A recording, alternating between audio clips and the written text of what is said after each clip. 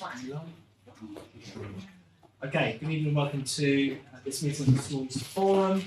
My name is Andrew Neal, Chair of the Forum, and I'll be chairing today's meeting.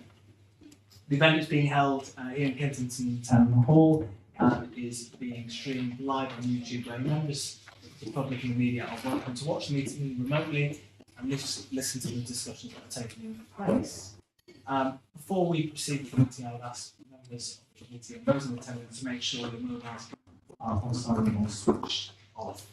Okay, let's move on with the agenda. Item A1, apology for absence. I've received apologies from Sarah Duet, Kathleen Williams, Stephen Keogh, Craig Allen Smith has some apologies for lateness, but he's intending to be present.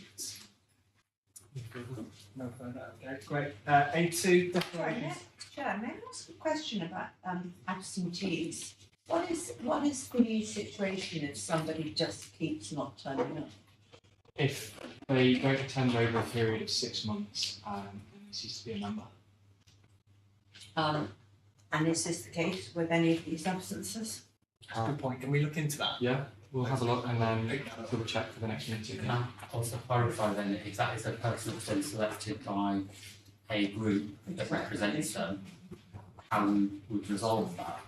Because it's a conflict there. Sure, we can double check the process of that. My understanding is that even if they cease to be a member because they missed the 6 month period, they can then be appointed at the next meeting. Again, if they were to attend, yeah. And then presumably members of those sort of executives or primary groups or secondary groups aren't saying, I'm not representing us. Well, they'd have to be given a reason for why they would be selected, wouldn't they? And then it would be up to them whether they. Oh, sorry, just it's a period of 6 months unless a specific reason has been given. So if they've given a reason that the council had accepted, then it would. So if this meeting has consented to the absence, yeah? Okay, we'll look into a little bit more detail with Jackie on that. If you can send out just a clarification email, maybe next week. Okay, A2, declarations of interest. Does any member of the forum have any interest to disclose? No? Okay, great. A3, minutes of the meeting held on the 12th of June, which seems like a lifetime ago. Do we have any anything to raise? Peter, I'm looking at you. Yes, You have something. I have read them, but I, like you, I found it an awful long time and didn't pick anything up. Brilliant, thank you. David? Yeah, just on page 3, just in terms of consistency, so whereas some representatives, their school or college or academy is referenced, others are just referenced within the first part of the school. So, for example, Oxford Gardens is just referred to as Oxford Gardens, whereas. Oh, you mean on the list of attendees? Yeah, so there's a couple of anomalies there. Do you want, would you like it to reflect the reason for the membership? Because we always used to have that. I think it just should be full, really. It should be formalised. Okay, So, yep. yeah. If that is the case, Luke, then I should be listed as Caldwell and Marlborough Federation for now. Okay. Thank you. But not in the. Okay, thank you. Okay. Yeah. Anything else? Okay, so is it your wish for them to be signed as correct record? Yeah. Yeah. Okay, fantastic. Item A4, RBKC Pension Board External Employer Representative Vacancy. Anne-Marie, over to you to pitch. Hello, I feel like I'm on Dragon's Den. Hi. Thanks for having me at the forum. Probably haven't seen me before because I haven't been here before. I'm the Pensions Administration Manager at RBKC and I work on the 3rd floor of the Town Hall.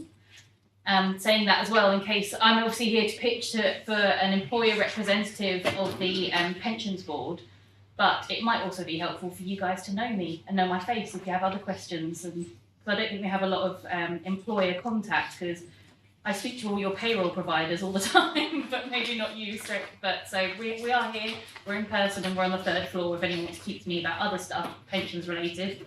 But here, I'm here today because we have a vacancy on the pensions board for a representative of our employers. And it's a really good opportunity for you to be involved in the administration and the governance of the LGPS. The board's role is to sort of take an advisory stance. They scrutinise the performance of the administration team. So I get put under the spotlight and I have to explain how we've been performing. They also ensure that the investment committee is compliant with all the regulations, and we hear a lot about how they're investing the money in the pension scheme. It is quite interesting. It's finance. Sounds very financial. It's finance heavy, but you don't need complete understanding because we do provide training, so we're not expecting you to turn up having to know exactly how it works. And I don't know a lot about the investment committee. I'm not on the investment side. I'm the administration manager. So as much as I know pensions, investments isn't my side, and I'm still there, and I know enough, and they explain it well enough in layman's enough terms for me to understand. We also have member representatives, so we've got a few retired members, and we've also just appointed an active member, and they're also not pensions people. But that's the point, because we need people there representing the people we're serving in the LGPS scheme. So we'd really love an employer representative. The post has been vacant for a while, and What's the commitment, please? What are the hours? so it's a minimum of 2 meetings a year, and that's 2 hour. It's never 2 hours, but we put in 2 hours in the calendar. I mean, it's more but- like 3 or 4. No, or it's less. more like Less. 1. No, it's more like 1.5. We had one on the 31st of October, and it was just over an hour. But it's more like 4. So 2 is the statutory requirement, but we try and do it once a quarter. It's not a paid position, but we do reimburse any reasonable travel costs. Are And that's meetings yourself. during the day or are they Yeah, in the evening? 2:30.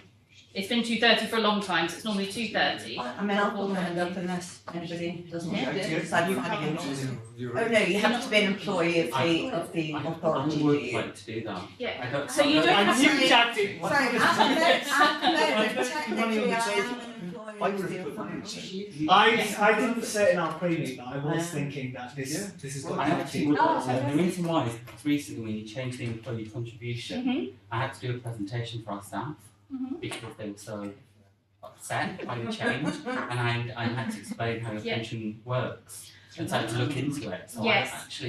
I'm not saying I understand how it works, but I understood enough. It was a big year of Absolutely. I think we've got the job there. Yeah. So honestly, I think that'd be good. I would like to, yeah, and I'd also like to make sure we get enough information to all colleagues, including colleagues at KC, Yeah. about their pensions. Yes, I think it'd be fantastic. Would that be something you would take to the heads consultative? I'd have to ask their permission, yeah. I would have to ask their permission to be able to do it. Yeah. Because that's what we've agreed ahead. Yeah. And I suppose Mariella would do the same with secondary school. Can I just say something? This doesn't apply to teachers, this is only support staff. I've been on a similar position in Newham Council in the past. So It just- doesn't involve a huge amount of work, it's a It's good really learning thing to interesting. do. I just want to let I you know, don't- you don't have to be part of the No. scheme. You don't have to But personally be in the just in LGPS case all scheme. the You just need teachers, to it's represent an not employer relevant to that's teachers, part of it's the only scheme. support staff. Yeah. What, sorry, to ask an ignorant question, why isn't it covering the teaching? The teachers got their own scheme, teachers' Teachers' pension. pension scheme is separate to the LGPS scheme. But- I see. And also in our schools, because we have a large number of support staff, it's a quarter of our budget. Yeah. in each Yeah. school. Yeah, but there's a lot of LSAs and other support staff in all the schools, so. Without wishing to put damper on proceedings, and I'm an former fund manager, I did turn down one of these in the past because it involved personal liability if things went wrong. I know that's sort of out there in the bubble, but after Maxwell and all of that, there is an element of personal risk involved, I think. I assume you insure excluding fraud, which would be normal. Absolutely. Just to Yeah, make it clear what the employer representative, what you would do in the meeting. Yeah. you're there to listen. It's mostly, I will also make a report of how the admin's running, and the investments team will explain it. But what you're thinking of is more the role of the investment committee. They're the ones that are making those choices, and we're going to move, like you've probably seen, we're very heavily investing in property at the moment, or are we going to pool our finances? That's the sort of thing, I think, where you're going, where there'd be some big liability there.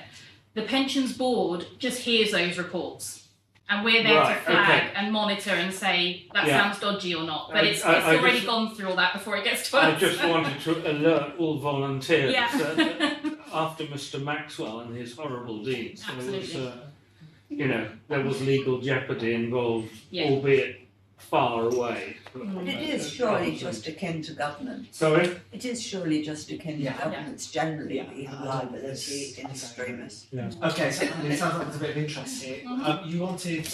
I any like interest in- expressions of interest. I've taken your name down because that's a definite. If anyone else, because it's not just people sat here today. If there's people you work with, because it's a representative of just anyone who's one of our employers. So if you know somebody you work with who's not here today, can we just So if you're only looking for one one? Yeah, person, this this group will serve here, and that perfectly. came together Exactly. against I think Tragedy. what we will do is we will take it to the heads consultative, which is meeting in 2 weeks' time, Great. and we will consult, and then we'll get back to you. That's so exciting because we've had this vacancy for ages. So I'm really glad. That's Well your done. pitch. Yeah. We'll say it's all because of me at the first pension board. Yeah. Brilliant. Perfect. Thank you. I'm going to go now. It's lovely to meet you Oh, all. no, And I'll mention. Sorry, Yeah. the Oh no. recompense is you have to stay for the whole meeting. Thank you very much. All right, Thank you. let's move on. Item A5, we go to DSG budget monitoring, estimated school balances and excessive balances. Just one thing before anyone dives into this one, just particularly on estimated school balances, we do need to bear in mind that they are very much estimated. And we often, whereas schools and the school leaders here, we estimate on a worst case scenario. So we know that they will likely look worse than actually the true lie of the land is. So let's just word a caution on that. Anita, over to you. Yeah, thank you. So the DSG that we have that we can spend for the current year is now 84,578,000. When you look at table 2, which has got the forecast for this year and projected year-end variance, you'll see that at this time the early years block and schools and central schools block are both forecast to break even. We think anything is as it should be. And the high needs block, there's a number of different variances, some underspends, some overspends, and I'll talk a little bit about some of those. So overall, we've got an underspend against top-ups, but these are still subject to further review. We don't know that we've got all of the. We don't know that. We need to, verify that we're reflecting all the new starters in this term, and particularly those in FE colleges. We know, before we've had to do some quite big exercises on checking those. We also had good news in that the high needs block increased by 81,000 since the beginning of the year. So that's given us money that we weren't expecting. So there's an underspend there.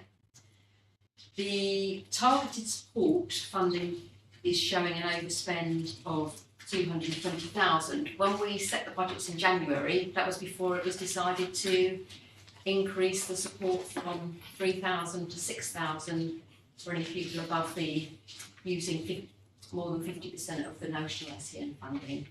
So that's that bit. So overall on the high needs, we've got a forecast underspend of 19,000. Therefore, that's what we're forecasting overall on the DSG, which would mean the cumulative deficit on the DSG would reduce to 6,252. 6 million, I'd love it to be 6 Yeah, we million. haven't really had a different. It was very much wishful Can I thinking, wait wasn't it? one? Yes.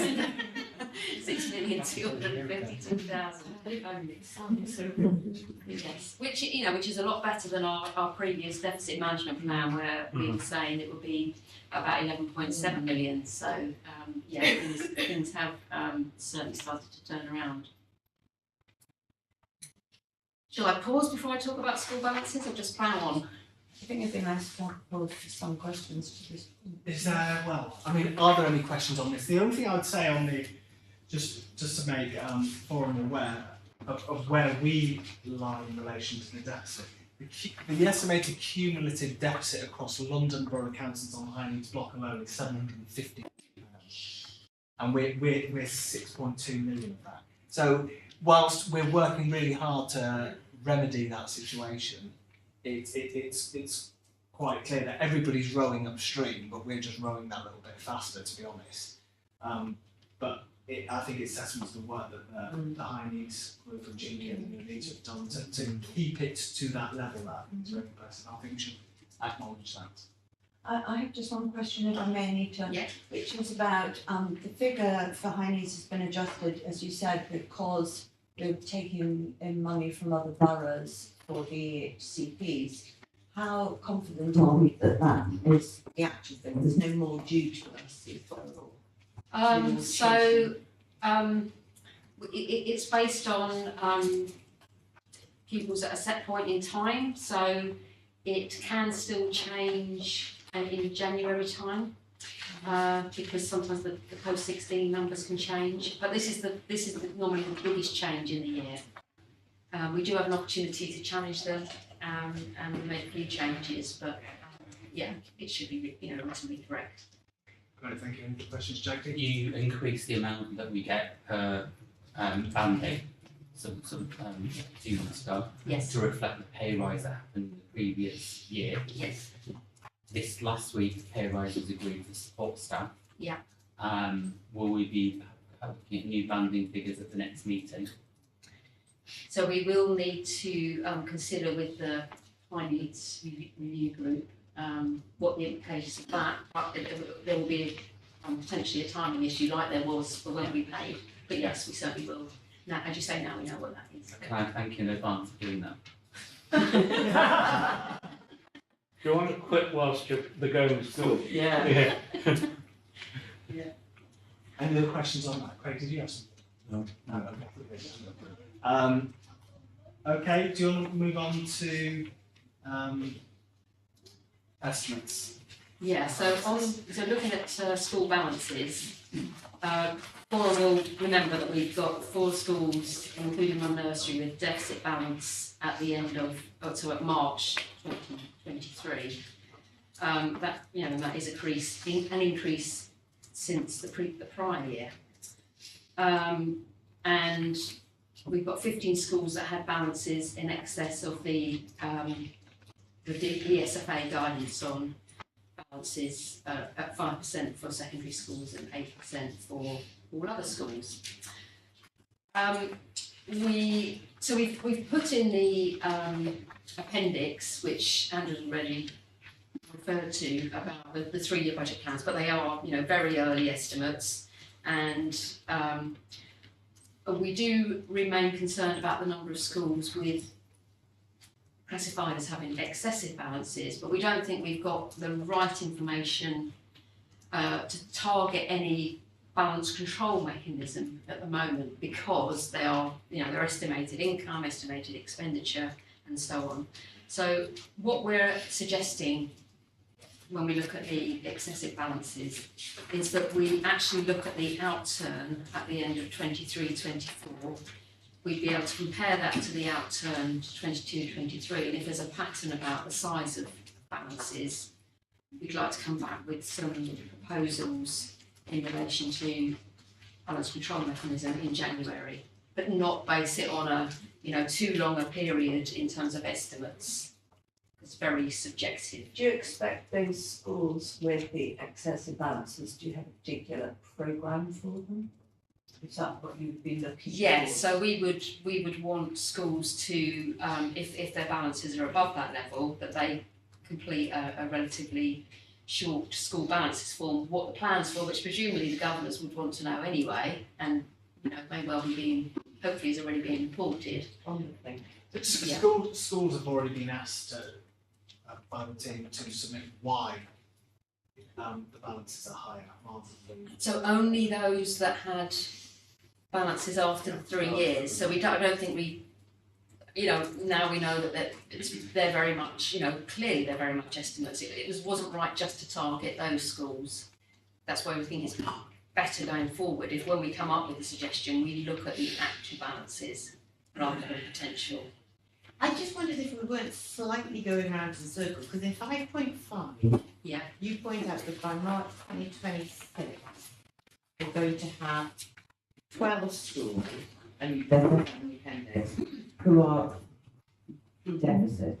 So presumably the carry forwards are being used to pick up the running costs per year. It seemed to me, instead of looking at who was carrying forward in 22, 23, 23, 24, we needed to be looking ahead. But I can't see that you're going to find a school who's not going to say, we are using the balance that we're left with to help run the school for the following year. Not necessarily at secondary school. Secondary not, but certainly primary. So I think we want to do it based on actuals, because there's so much estimation in terms of a 3-year budget plan. But isn't So- the bigger worry the 12 schools who in 3 years' time will have a deficit? Yeah, but whether that will actually materialise in terms of our previous experience of 3-year budget plans as Andrew has said, it can be that the plan is based on a worst case scenario.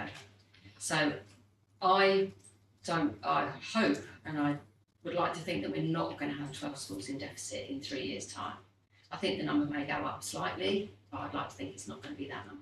Well, a number of schools have got saved by the refugee That's correct. influx for a couple of Yes. years. Yes, So that's distorted some of that. yes. Okay, any other questions on this? Is there guidance already in existence about how you manage this situation?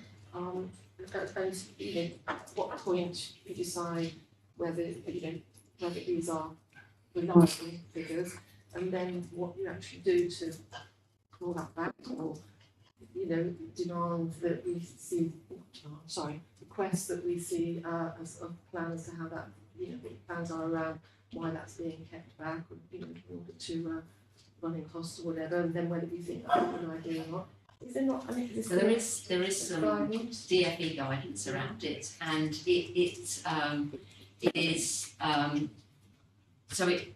it's based on actual balances, and then it is about there may be plans for the use of these balances. So it's not absolutely, if the plan isn't for spending it on building work or something, then you can't count it as a balance being used. It's very general guidance, but we would clearly look at that and come up with something. And it's been spoken about this meeting before. What do you then do with it if you do decide to actually bring some of that back into the pot? Is there then guidance as to that? Absolutely, yeah. So we would. So if it was a mainstream school, that would then be allocated to. Because we're only looking at maintained schools here, because academies are completely separate for the balances and they're not part of our accounts, council's accounts. So we would redistribute that to maintained schools. And it would be a formula, it has to be, my understanding is it has to be a formulaic way of distributing it. If it was a special school, it would then be within the high needs block. So we would then decide what to do with that in the high needs block. But yes, it absolutely is not something that would come to the council. It would remain within the DSG, and the mainstream schools would have to be distributed. And this will kick in, following that guidance, or is agreed to kick in at the end of what you say, looking at the balances. So we would be saying from 23. The end of 23, 24. We said so we said we'd look at the balances at the end of 23-24. We'd bring. It wouldn't be until. But it wouldn't be until 24-25. So until the end of the following. So there's a year. Can I just clarify? You're Yeah. saying that you would essentially claw back. Well, we're saying we're proposing to come up with a criteria that comes back here, but yes for clawback. Yes. redistribution. But the guidance allows the local authority to have reasons to not roll out. Yes. Yes. If there are funds earmarked, say, for a building project, so for faith schools, they have to often fund their own projects. We've also made a decision not to give money for fallen roads. We can't get money for it. No, that's the decision. No, we can't under the, No, I get that, I get that, under the guidance and what we've got Yeah, to do, yeah, I get that, but I just want to speak. I suppose schools are gonna have to insure themselves in some way or another in certain circumstances. Yes. And what I wouldn't want us to do is push more schools into peril faster if they're trying to manage that. Mhm. So, just, when It's you a come up fine with balance, criteria, Yeah. can you be thinking about how you're gonna word that? Well, we don't actually have to agree at all to that point, do we? We'll come to that when the Yeah. criteria, but I think, Jackie, I think that's a fair point in the sense that I think quite a lot of schools have been planning and preparing for issues like fallen roads for many years. Certainly secondary colleagues, the dearth of numbers that's gone through the primary system is now entering the secondary system. We're going to start to see some of those issues Bringing this issue for up. ourselves. So I think we need to, Yes, would it be one of the reasons, say, given that there are prudently fallen plan roads for a funds, 5-year dip in admissions? I mean, it could be that's part of the planning and that's what it was for, yeah. I wouldn't want to say anything that it's not for at this time, but yeah, it's got to be quite a broad range of things, yeah. it's not for now No, to get into the details of that. but Okay, helpful to have comments. is there anything else on the balances? Just sorry, I mean, I know these are estimates, and I talked to Poonam, I think it was last week, to express my concern about how does one interpret, an estimate. You can either start to become very spooked by it, and be incredibly anxious, or you can accept that there are anomalies sometimes, sometimes it's down to whoever completed that 3-year budget and the accuracy or otherwise of that budget. Just to cite one example, if you look at Fox, for example, over 400,000 within the end of 24, and then it's gone down to 300,000, 25, and then suddenly, miraculously, we deficit by 60,000. I would argue that is somehow, somewhere, there's an error there in terms of the 3-year budget. That's a huge decrease, isn't it? 4 to 3, and then suddenly deficit by that figure. Which is still, it sounds a bit glib, but that's quite a modest figure to be deficit by. I'm not talking hundreds of thousands, but it doesn't hang together. It's not plausible. And there are other examples on. Well, there are. I mean, we got back about the balance that allegedly we're going to have in 3 years' time with Colborne, and that is not going to be the balance in 3 years' time with Colborne. But it's yeah, you're right. It's actually down to how you did it and what your assumptions were when you did it. I mean, I'm very fond of Fox, very fond of Paul Potter, but chose Fox because it is quite a good example.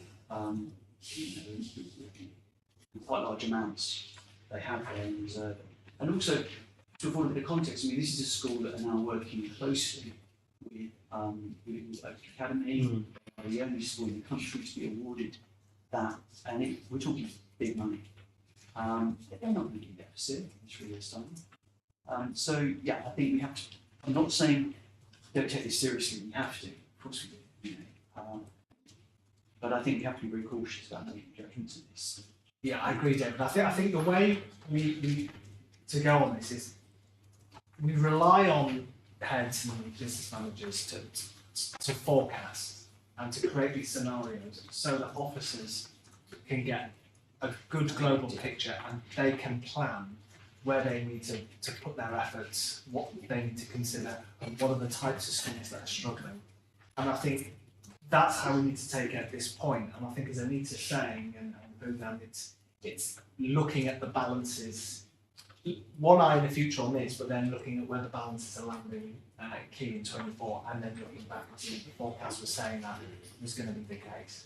I think Are there any other? which definitely going to be difficult is those schools with falling logs, you know, and schools that, for one reason or another, they can't seem to make themselves sufficiently popular with prospective parents. Whereas other schools that, for one reason or another, they remain full, waiting lists, and they market themselves in a certain way, they continue to be popular. There's a good chance they will weather the storm. But I still think even given that, I think single form entry schools as well. Also.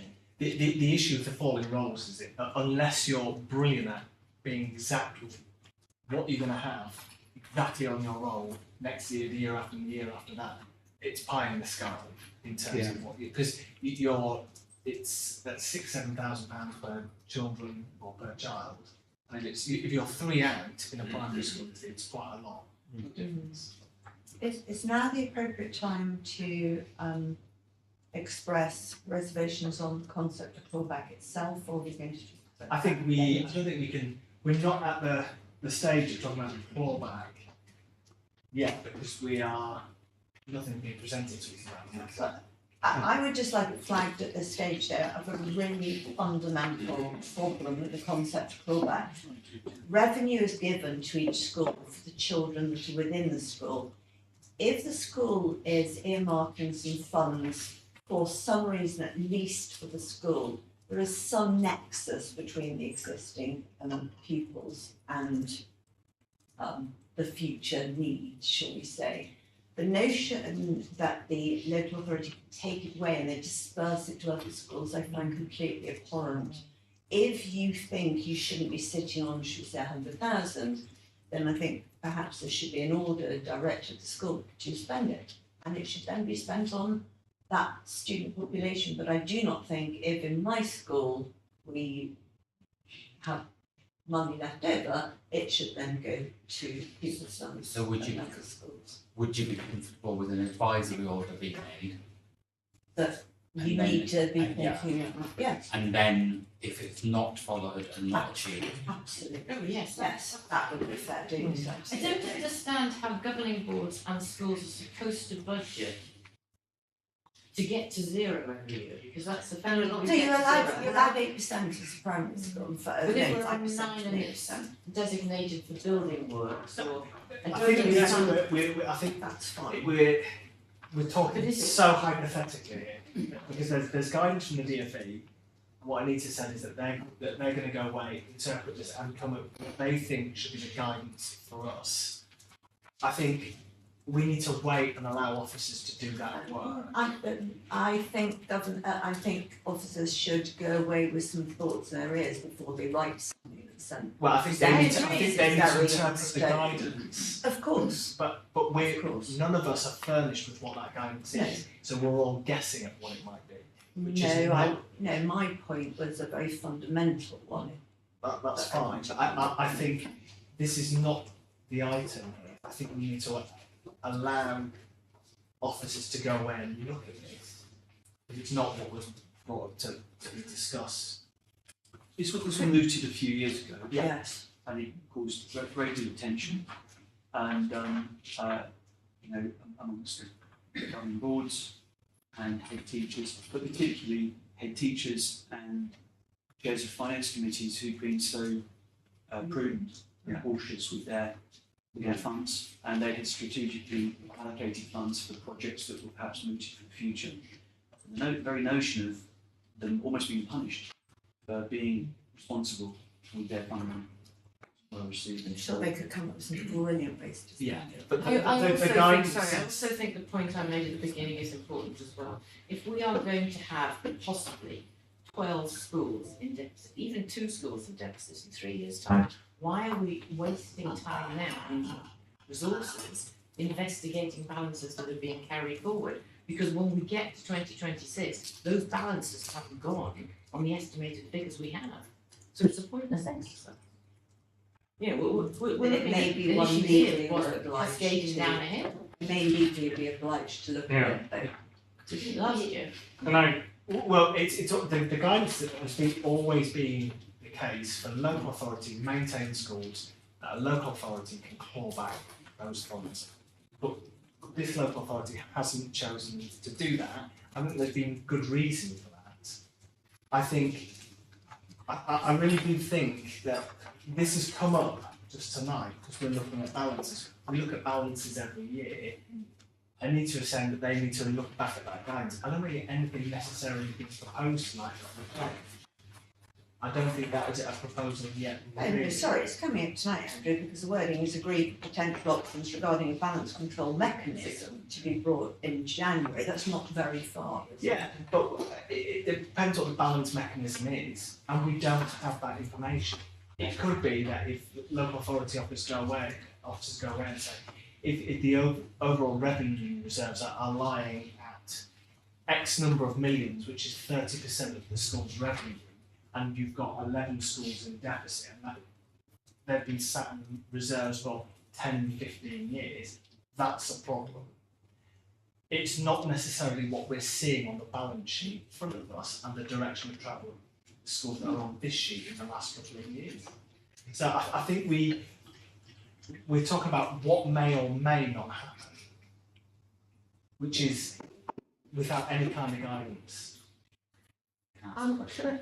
Yeah. Oh, sorry, Chris has been waiting some Thank time. you. Thank you very much. The reason why I asked about the process and guidance is for the very reason that actually we need to be following the process and guidance as to, as to the situation will be. The only other thing I would say, though it is too early to talk about it, but I think what we need to do is in January be much clearer about what that guidance is telling us that we need to consider. And the other thing that's come out of this discussion is that there needs to be some uniformity in the way that head teachers and business managers actually come up with these figures. I think it's used, Andrew said that that the approach can be very different. So if there's some sort of criteria, I mean it's never going to be absolutely say, but if there's some sort of criteria about which actually encourages some uniformity, then we're in a much better position to understand these balances, which will feed into what the process comes back in January meeting. A really simple question around how you calculate the 5% or 8%. Is it 8% of the total outturn in a year in terms of income? No, it's the budgeted grant income, so it's that. It's what you're given as your. That makes a very different figure. So, in each of my schools, we generate £1 million because we have early years provision that we charge for. Now, I can have a downturn in my numbers in my nursery by 30 children, and suddenly my income is down by 250,000 in a year. Mm-hmm. That will wipe out all the balance overnight. Yeah. So I accept that we're going to have some thoughts about what this criteria might look like. But actually our business scenario in each school is so markedly different. I don't know how you do it well. Yeah, I think that's why officers need to go away Yeah. and look at this concept, because it is so complicated, because you've got those issues. Secondary schools have completely different issues, and we have to make a system that's fair across those sectors. Yeah, I mean the difference between our grant and our actual budget is we double that. Our actual budget's 4.5 million in each school, and the grant's 2.5. Sorry, thank you. So, yeah, this is for you really Yes. Yeah. to look at and to pick up. I think we've got a sense of, broadly speaking, of what the mood music is, and we'll certainly come back to this at the next meeting. It'd be very much simpler if the local authority decided they weren't going to claw back at all. But it's just. I think the problem with that is that the DfE expect local authorities to do something, Yeah. and I think the more the direction of travel we've seen from the DfE with local authorities recently has been fairly punitive about certain things because there is an absence of funds. So they will say there's a lot of money swilling about in the system. You know, there's something like 70 billion in school reserves nationally. Yeah. So, and they want to turn their tax on. Something like it's that. some, yeah, It's not in Thames, really, is it? Kensington's pretty good actually. So there's an awful lot of money in the school system nationally. I mean, you're looking at 20,000 schools. So That's equal to the whole national annual spend on education. Yeah. Well done, Jody. I'll double check the figure, but it's an It can't astronomical. be that high. It's astronomical. Wow. The amount of money that's in schools. and it does make it very hard for the DfE to then put a case to the Treasury to get extra funding into education, because there are those balances. Yeah, I mean, there's some schools with balances of 17, 18 million individual schools. There's about 40 schools that have over 7 million in reserve. Can I go and help at one of those? But they get very rich by not paying anybody for it. Okay. Anita, right, so where are we? Let's have a look at that. So, Schools Forum are asked to 611 note the 23-24 DfE allocation of 84.5 million, forecast fund spend of 19,000. That will reduce the DfE cumulative deficit from 6.27 to 6.25 by the end of 23-24, but nevertheless, right direction.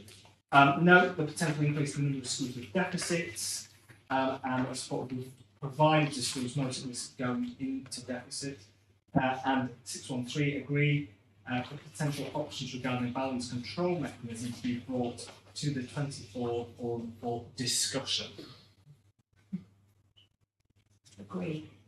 We might want to pencil in a little bit more time for We you. wait generously. Sounds like you're going to have a fun Christmas holiday. Okay, agreed? Yeah. Right, thanks everyone. Right, A6, indicative DSG and local funding formula review.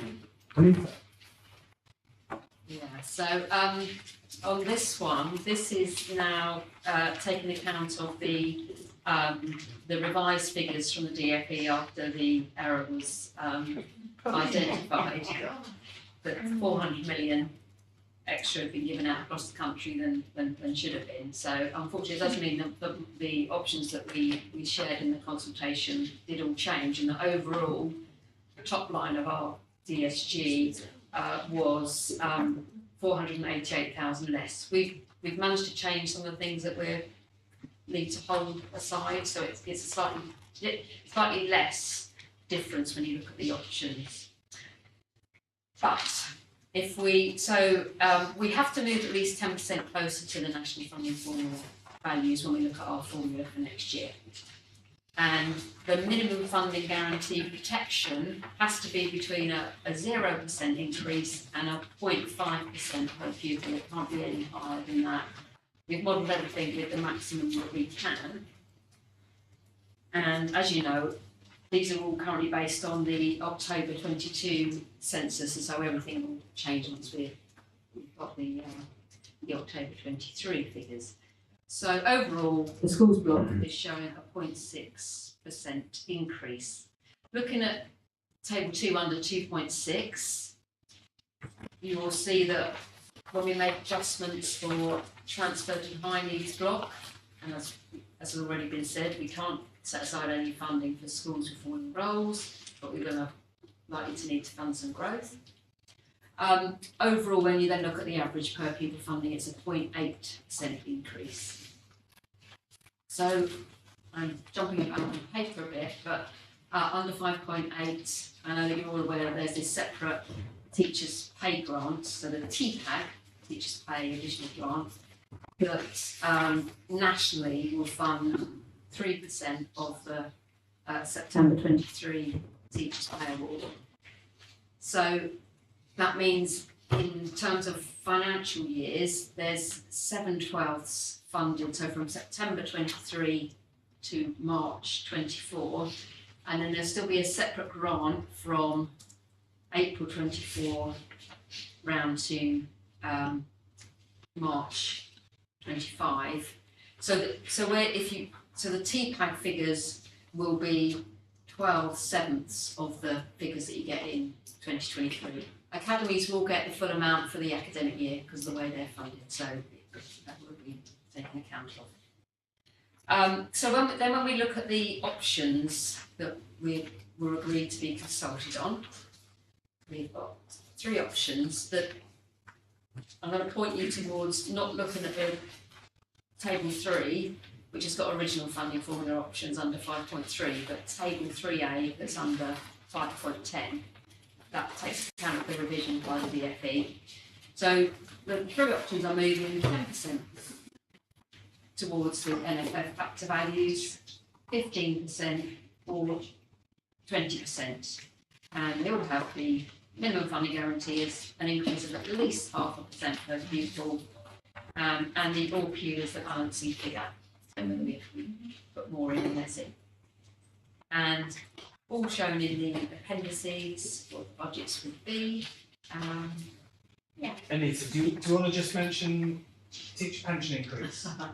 Yes, I don't know if some of you probably picked that up, the announcement last week that the teachers' pension employers' contribution going up by 5%, and the DFE are saying that that will be funded, but we don't have any further details. So we'll be raising that at a meeting with the DFE in the next couple of weeks. But they are saying it will be funded, but how that will work, I don't know anything more. I was going to come on to that. I mean, presumably we're going to have a second TPay for whatever happens next autumn with teachers' pay. Is that the way it's going to work? And they'll probably just throw it into this tea bag because that's what they keep They tend- doing, and then they change the name of it. Yeah, that's What was right. the name of it before? MSAG. Yeah. It'll be It's been TPAG TPG. squared or something. Yeah. Yeah. TPG, yes. So, yeah. Anita, looking at the table of how different schools are affected. Yeah. I sampled this table looking firstly at the secondary school I'm involved with, secondly, the primary school that I'm involved with, and then a primary school I used to be involved with, just to see how it all worked out. Has the local authority looked to see where our most vulnerable schools would fall within this and worked out, so for example, right against what Andy wants me to say, but never mind. All Saints is clearly better off in one particular direction, secondary schools are. But then maybe half a dozen of our most vulnerable schools would be really hit by that. Is there an obvious one of these 3 alternatives that would best serve? I think what I'd say to that though, my view as chair has always been that we go with the formula option by and large that serves the schools that are struggling the most. Yeah, It's that's what I'm tended to saying. be our primary schools. But there's, No, but what I want it's to a know much, is much which less one though does. looking Yeah. at options. I couldn't discern No, who was no, being it's hit. No, No. exactly. Yeah, it's One seems to be hit in one case, one That's in right. another, one another. Whereas, Um, yeah. I think it was, having looked at that and tried to do that analysis, it's very difficult to say which is the option that, which do you, which schools are the ones that you're trying to protect? Is it So, those so on that affordable note, roles? Is shouldn't we it- just go all in and get it over and done with and stop talking about it? One of the things that I was left with is when we've looked at this in the past, the variance in figures has been much greater. Yeah. Yes, I think Mm. What's flattening it out so much? because the overall increase is is getting lower and It's lower lower. each year. So when we've had increases of, 3 to 7%, Okay. there's been a lot more headroom to be spread around. Okay. What, Anita, can you remind me when are they proposing the financial year that will be So it's full effect? Is it 25, 26? Have we got next 26, 27, I think, so 24. Okay, so we've got 24, 25 and 25, 26. Sorry, it's 4 years' time from, Well, it's for Presumably, planning wise, it's 3 years. yeah. 3 or 4 years' time after the current government. Yeah, so, Yeah.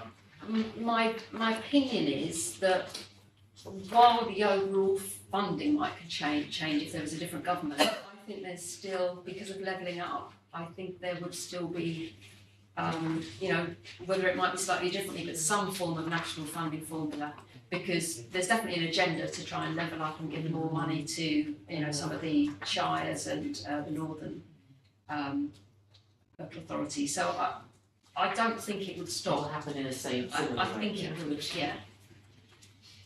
But if there's more money in the actual If there's pot, more money, then it's very then it different. actually changes the figures. But if we can see it, flattens things out completely, Yeah, doesn't it? yeah.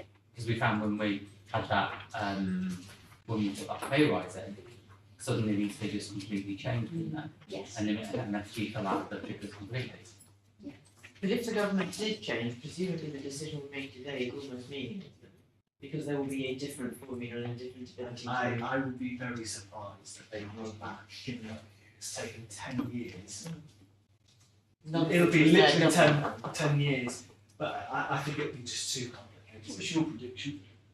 I think that by 2026, 27, we're 2 years into a new government, and by then there's a loosening of the purse.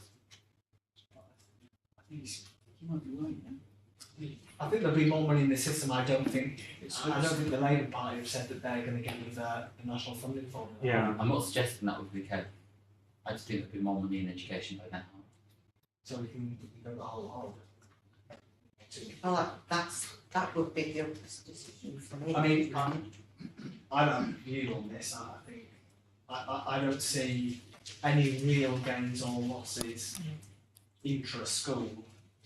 I think Peter sort of Just ask a point of information. Holy Trinity C of E Primary School seems to be hit very badly on all counters. Is that number of pupils? 50,000. It's, Well, it's in relation to its base budget. so it's because it's on the minimum funding guarantee, so moving towards the national funding formula means that the national funding formula would give, you know, lower funding, so it's Lower. protected. Right. So therefore it does overall, they don't, they It's risk. fallen out of its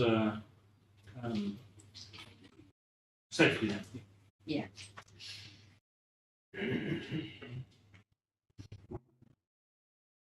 For what it's worth, the primary heads, I mean, the response was brought up.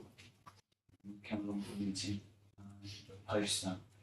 The ones that did submit their views, they preferred option 2, for what it's worth. How many heads were you talking about? Only 5 extra. That's in addition, obviously, to us. It's about 5 heads really that would go for option 2 in total. So it's actually not, Out of, and how many went the other way? 20, no, people haven't expressed a view because it's not contentious. No, there's not much difference. It's generally not contentious. Then we should consider that.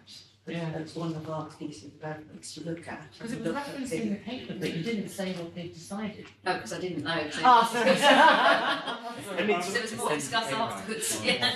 Any to what will serve us best in the long term, in your view? I mean, I said that I didn't think there was any impetus to move any faster, but I can see the point that if we're, you know, if we're going to get there at some point, then why delay? Is there any risk into next year, into 24, 25? Sorry, 26, 25, 26.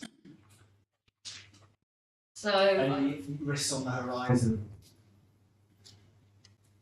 so the only thing, and it's not hugely different, is the size of the MFG. That's then not in the.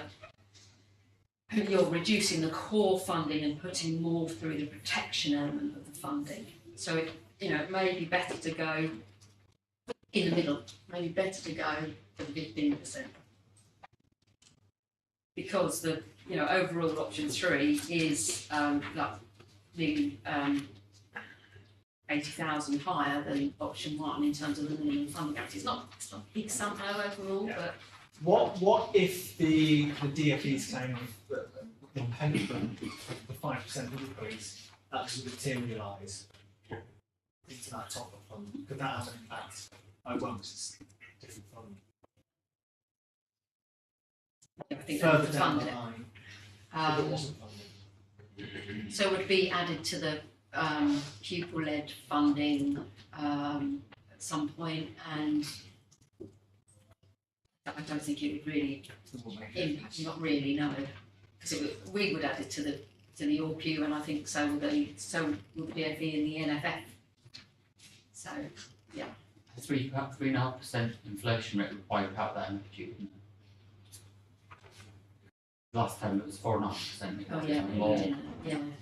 It was a million Yeah. or so, wasn't it?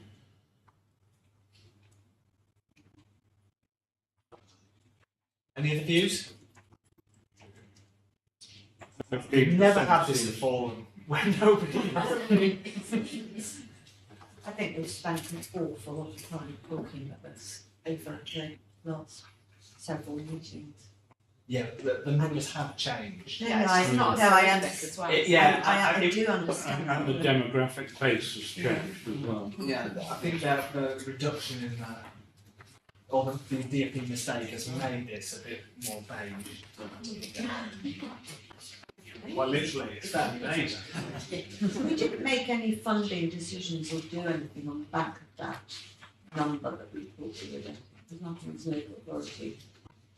No, we just use those figures in the consultation, nothing else. And the only other thing that it could have impacted planning wise that we discussed was that what we'll come on to next is that the 0.5% contribution that comes from the DFE into the high need block, but that would be £20,000. Yeah.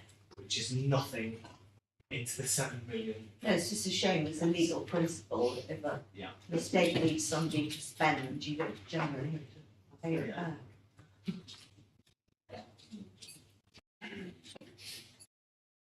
Right, views. Move 15%, Chair, and see how it falls. Yeah, 15%, go for option 2 right down the middle. Yeah, happy to go with that, everyone? Yeah. I think we can.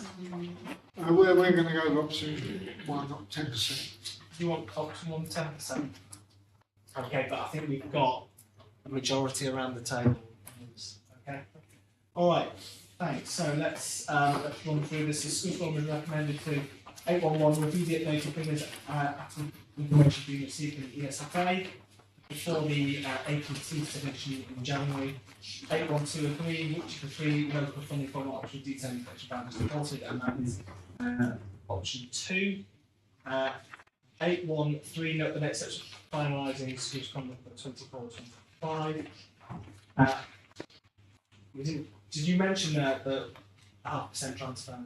So I did mention when looking at the table of how we adjusted the schools block and transferred to the high needs, but I didn't say it was agreed as part of our deficit management plan, but we always bring it here. And we've always agreed this. So can we get agreement for 0.5%? Okay, fantastic. And then 815 note the proposal we brought to the general meeting regarding growth funding and de-delegation for maintained schools, including restructuring costs. Okay. Right, thanks everyone. Right, A7, high needs block management updates. Very much. So, several times this evening we've mentioned the size and scale of the deficit, and obviously we've just agreed the 0.5% transfer. If I can take you to the table that's in para 4.1, just to draw your attention, something's happened to the columns. The font seems to have got really big, and but the point there is that the number of education, health and care plans being maintained is at its highest level. We are seeing a net increase of 1.7%, which is below national and London, but you'll recall that we talked about in the autumn term having done some work and discontinued plans last year. That's why I'm being very explicit here, because it's a net increase. And the number of new assessments that we did during 2022 was actually 10% higher than the previous year. So there's a kind of note of caution there about assuming that the growth is slowing. So we are, in thinking about what demand might be going forward, we're prudently taking 3% as our forecast. And when we were doing the deficit recovery plan, deficit management plan, we were thinking that 3% was our trajectory. So with that kind of demand going forward, obviously any increase in the number of education, health and care plans is going to create pressure on the High Needs block. We have to kind of keep that in mind. The review group had a conversation about the top-up funding that comes into mainstream schools through the education banding tool, the EBT, and had asked officers to have a look at the amount of funding that went in at Key Stage 1 and reception classes, and a view was put forward about the cost being greater for those younger children. And what we did in our review of how much money was going out is that actually we found that the top up, the average band going to those particular year groups is higher. So the tool is working correctly, and the tool is already picking up that the needs that have to be met for those younger children are perhaps more significant than in Key Stage 2. So we're not recommending any further analysis or any kind of alterations to the way that the cash breaks down. We're suggesting that the model is now working as it should. In para 4A, I'm just drawing your attention to the volume of submissions that we're doing and the work that's going into ensuring that it's consistent in the way it's applied across schools. We, at previous meetings, Forum had agreed to increase the top-ups for those specialist resource provisions. We've done some detailed work with Kensington Queensmill about the top-up for our special school, which caters for children with autism, and identified some costs that have been unforeseen when we previously looked at the top-up, and so we're recommending a higher rate of top-up now. One of the costs that has come to light is a repayment of a loan, which was a loan to the trust when it converted to academy status, and that's 740,000, that loan. So the top-up we're proposing from April is 28,000 per place, and we're sharing with Forum that had that loan not been on the cards, the top-up would have only needed to be 25,000. We also had another look at the top-up for Goldwyn and Maxilla Nursery, which has been on the deficit list on the previous pages, different paper on the earlier papers. Looking at their staff costs, we think that their top-up actually should be 14,580, not 13,944, to get them closer to in-year balance. The cost in this financial year would be about £9,000, because it's part year now, and the full year effect of that half year will be 15,000. The other things I'd like to draw to your attention in this paper are that the grant funded work streams from the £1 million that we've received from the DFE are underway now, and we had to report Q2 back to the DFE in October, and they didn't really want to talk in detail about the work that the work streams are doing, but reflecting a comment that Andrew made earlier, they were very focused on what else are you doing to get your deficit under control.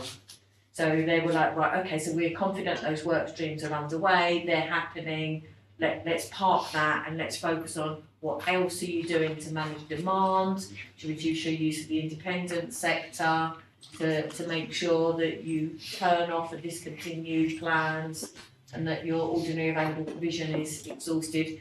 They also touched on contribution to health and children with continuing healthcare needs. Yeah, I think we can say, Julie, that it's probably the most scrutiny we've been on the sort of the deficit recovery. Even though we've had meetings with them before about the previous plans, they're really, really on it now. What's clear is that in the conversations they're having with other local authorities, where they're picking up things and making a difference, they are now expecting every local authority. That's sharing best practice, Julie. It's a good thing. And then they want to know how we're managing things, and you know where they're going to take those. TPAG, we've got allocations for 23 for estimates for 25 for Kensington Queensmill, for Ormiston Latimer and for Parkwood Hall, because obviously we're responsible for ensuring they receive their budget. We haven't been notified of the And I can now advise that I've got confirmation in writing that that will be corrected and you will get an allocation for The Chelsea hospital school. Yeah, for the hospital school. So, thank you. Okay, great. I've got one thing just to raise on this, just on Kensington Queensmill. Yeah. So on the top of there, which I totally understand, we don't want to see that cause them to go into any kind of deficit. But it's based on a loan for their academy conversion, which presumably happened before KNC had any involvement with them. Yeah, it was when Hammersmith and Fulham. Hammersmith Fulham Queensmill School converted. So the liability surely for that loan should reside with Hammersmith and Fulham. Yeah. So which I'll take as Yes. So I think that that's worth exploring with Hammersmith and Fulham, and I think we need to be politically sensitive to the working relationship here of officers and other sort of deals that occur with Hammersmith and Fulham. But I think we should look into that. But is the best proposal on this for us to agree the full top up, just so that we don't cause that school to go into any kind of deficit, but for you to go away and pro Hammersmith and Fulham to reduce that? Sarah Newman is going to challenge the SFA because they are the party that gave the loan and expecting the repayments. Yeah. So, and the challenge will be, surely you should be having this conversation with Hammersmith and Shouldn't be Fulham. us having to talk. But you're right that we don't want our special school to be facing a deficit and that impacting on the quality of provision there. So we would like to agree the 28,054 top up and Sure. and hope that we can get that reduced. Yeah, perfect. Thank you, Peter. Chair, my simplistic mathematics, if you based on 80 places, this comes out at about £616,000 additional on the budget. Now, some of that will be presumably charged out to non-borough pupils, but that's about, as I read it, about 2.5% of the high needs block payment for this year. Am I, or this budget for this year, am I in the right sort of universe? Julie answer that. Yeah, I'm not, sorry, I'm Well, not. look, it's quite simple. If you multiply 7707, the amount which you want to go up, to put it up, by 80, Yes, you get £616,560. that's right, yeah. The budget is about 21.5 for this year, and if you divide one into the other, you get 2.5%. Now, I'm just saying, if my maths is correct, and I stress, that you may wish to challenge me on that, but that's a hell of a rise in The the percentage budget, increase, budget yeah. for one, as a result of one school. I appreciate it's flagship. But I mean, are we, Is this for Queensville? yeah. Yes, yeah. Is So it- is the the rate percentage, so the sharp? percentage increase is much higher than we're seeing elsewhere.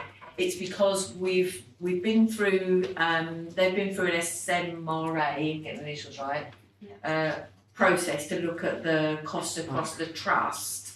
And we've worked with them on looking at the detail in their costs. Well, can I put my question another way then? How much is the effect on this, if we go to 28054, on the how much will this raise budgeted expenditure next year? So As a our- high needs block. Our contribution, what it Yeah. will cost Kensington, is just over 200,000. Right. We've done some work on if the whole trust were to increase its top up, so it has more than one school, that the cost being borne by neighbours in H&F would be 1.1 million, and the cost to Westminster is more like 400,000. Right. Because of the home boroughs of the children who are Yeah, sitting yeah, in no, places. I understand that. So we're only saying we're raising expenditure by 1% for this borough. That is one way of looking at it, yes, yeah. Okay, Yeah. thank you. Yeah, You no, want to reduce that? apologies that was so painful. Well, no, I mean, my fund manager sort of brain went into sort of quantum overdrive here, as you can see, out sort of school sort of thing.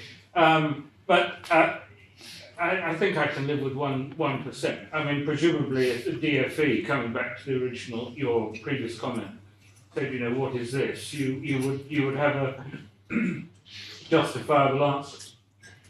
Yeah, absolutely, yeah. I mean, they know what's happening. And the other thing that I did think before your presentation, which I understand, was, I mean, can we get the ESFA loan repaid over a greater number of years? We understand it's the terms of 3 years, but Sarah Newman is having a conversation with the SFA on the very principle that if the debt was incurred at the point that Hammersmith maintained school academised, that when it converted, Right. then that relates to underfunding from H&F of their maintained school as it academised, and it shouldn't therefore be repaid on every local authority that places children in either of the schools in the trust is having to pick up a share of that. Okay. And remind me, the reduction would go down to. So we think it would be 28,000, about 25? Yeah, it'd be about 25,000 if the SFA were to agree that they would write that loan off. And how much of the many years is the repayment on the ESFA loan? I think it's three years. 3 years. Okay. Thank you. So we are meeting with the SFA about every 2 weeks at the moment. I wish I was a fly on the wall. Any more questions on Julie's paper? Okay, great, thank you. Forum, we're asked to note 7.1.1, 2, 3, and 4. And to agree 7.2.1 not to adjust EBT rates for people from reception Key Stage 1. To increase top-up Kensington Queensland from April 24 to 28054, but Julie will come back in January. More information on that based on the meeting with the and report back on that. So we have that in time to imagine. 723 to increase top-up for Golden Maxilla autism resource provision from September 23 to 14,580. And to allocate the TPAG funding as per the DFE allocations. All agreed? Yeah. Okay. All right, fantastic. We move now to the early years supplementary grants, and I think Puna and Iraklis presented this. Short paper. So this paper sort of gives you all the details about the early years supplementary grant, which is payable from September 23 to March 24, so it's a one-off grant. We are passing on this EYSG in full to early years providers, as that's the director's review. From April next year, so from April 24, the EYSG is going to be rolled into the early years dedicated schools grant. And so, we subject to any allowable retention that we do with the early years funding, so some retention plus any adjustments that we agree with Forum on inclusion fund, deprivation, any contingency pots, etc. We haven't had the early years funding for next year from the DAB yet, but because we're passing on this funding in full for these 7 months, it is possible that the early years rate from April 24 is less than the combined rate from September to March.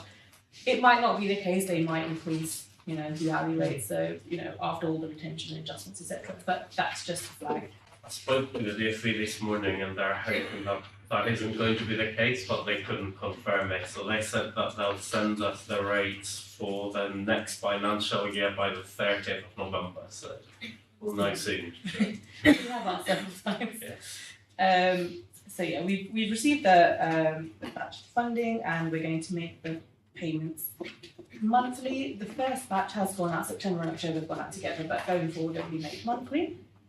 You'll see it on separately to the BSG, but it'll be made at the same time as well as the BSG are made out. Table 1 in section 2.5 gives you the rates for comparison. So we've got the early years funding formula and then our RBKT rates, and then the early years supplementary grant rates from September to March, and therefore the combined rate from September to March. In addition to that table, maintained nursery schools will receive an additional 33 pence per hour from September. That's going to be split equally across the 3 maintained nurseries, as that was the methodology that was agreed at forum quite some time ago, I think around 2021. That's it really on this paper, but sorry for the omission, but there should have been a section 3 with a recommendation that schools forum is asked to note the rates for the EISG from September 23 to March 24. Yeah, any questions on that? Yeah. It's the maintained nursery supplement, which we had that debate and changed to the split on. Is that still paid? Yes. In addition to Yes. this here? Okay, thank you. Anybody else? Okay, right, fantastic. Okay, so this is just formal, just us to note down the report. Thank you very much. Right, item A9, any other business? No? Fantastic. Okay, that concludes this meeting. Did you need us to approve something? No, it was just to note, right? Yeah, apologies, it wasn't in the report. Got too happy writing the report. Okay, thanks everyone. Coming January.